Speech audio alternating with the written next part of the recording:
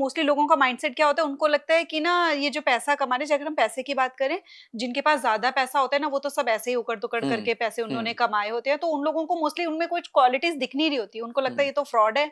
Mostly जिनके पास पैसा, उनके बारे में यही लोग सोचते हैं, ये तो फ्रॉड है, इसने किसी के साथ धोखा किया होगा, या ये तो ऐसा पर्सन नहीं है। तो ऐसे में ऐसे लोगों के लिए क्या मैसेज है जिनके माइंड में यही रहता है कि जो कुछ गलत काम कर कर ही लोग ज्यादा अमीर बनते हैं, तो हम उनके साथ क्या ही मैच करेंगे?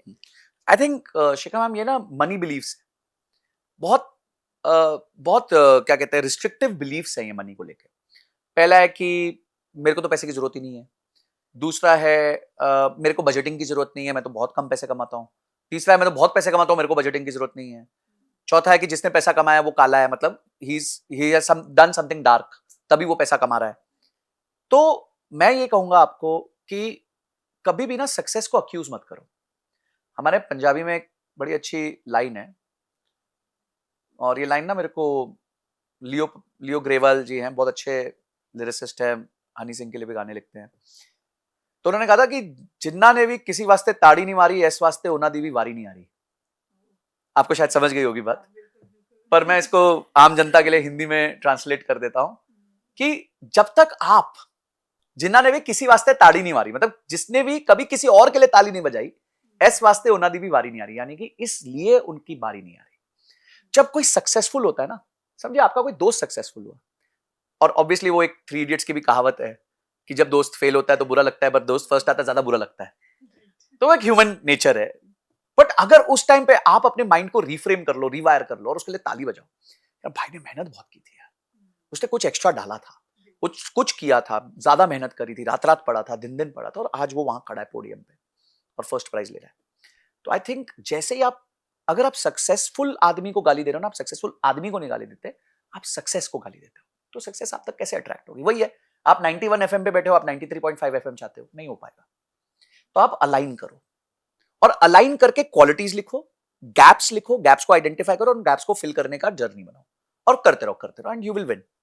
तो अच्छा, दूसरा क्या, हमारी हिंदी फिल्म्स ने इसमें बहुत रोल निभाया है कि भाई कोई सिगार पी रहा है और बड़ी गाड़ी से बाहर निकल रहा है, और वो या तो कोई डॉन है, या कोई मतलब किसी से जूते साफ करवा रहा है, या कोई नेगेटिव काम कर रहा है, या कोई स्मगलर है। तो आई थिंक वो ना हमारे माइंड में छप गया मिडिल क्लास लोगों के, क्योंकि इतनी मूवीज हमने देखी हैं कि भाई बिजनेसमैन तो गलत करता है और गलत करके पैसा कमाता है। क्यों भाई, रतन टाटा जी ने गलत करके पैसा कमाया क्या? आज ऐसा इंस्टीट्यूशन खड़ा किया है कि अगर उस सारी कंपनीज की मार्केट कैप को जोड़ दिया जाए तो वो रिलायंस से भी आगे, पर खुद के लिए उन्होंने कुछ नहीं किया।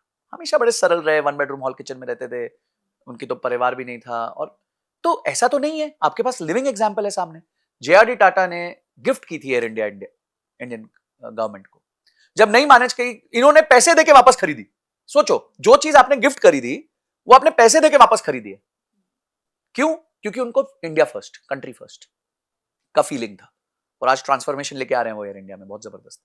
तो माय पॉइंट इज कि सिर्फ नेगेटिव एग्जांपल्स मत देखिए। अगर आप अंबानीज का भी एग्जांपल देखते हैं, they have worked very hard, extremely hard. It is not possible कि आप फर्स्ट पोजीशन को बरकरार रखें इतने समय तक, it is very difficult. Adanis को देख लें, वो बहुत मेहनत करते हैं।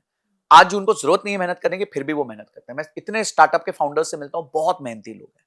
तो आप प्लीज मेहनत को डिस्क्रेडिट मत कीजिए, आप कीजिए मेहनत। हाँ, टाइम लगता है, जैसे इन्वेस्टमेंट्स में भी 10 साल लगते हैं, मेहनत को भी 3-5 साल लगते हैं, तब तक आपका जो है धीरे धीरे आपको उसके रिजल्ट्स दिखने चालू होते हैं। तो आई थिंक आप किसी और के लिए ताली बजाएंगे तो आपके लिए भी ताली बजेगी।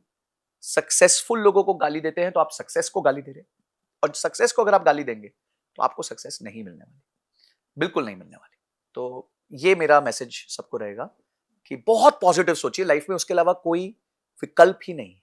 जब आप पॉजिटिव सोचते हैं, अच्छा सोचते हैं, चीजें अपने आप अट्रैक्ट होती हैं। बिल्कुल सही बात है कि आप क्या कर रहे हैं उसको सही रखिए और अपने ऊपर काम करते रहिए, तो वही लॉ ऑफ अट्रैक्शन है और वही मैनिफेस्टेशन। अगर आप नेगेटिव कहते हैं तो आप तो लॉ ऑफ अट्रैक्शन में नेगेटिव चीजों को अट्रैक्ट कर रहे हैं ना, तो फिर आप कैसे अच्छे होंगे, आप कैसे फिर अच्छा कर सकेंगे?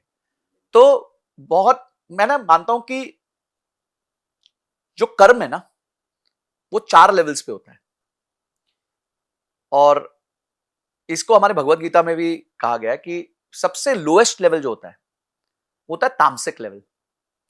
जब आप सिर्फ करने के लिए कर रहे हो, हाँ यार करना है, बहुत नेगेटिव व्यू पॉइंट से करो, तो that is the lowest level, lowest level, ठीक है। एक होता है राजसिक लेवल।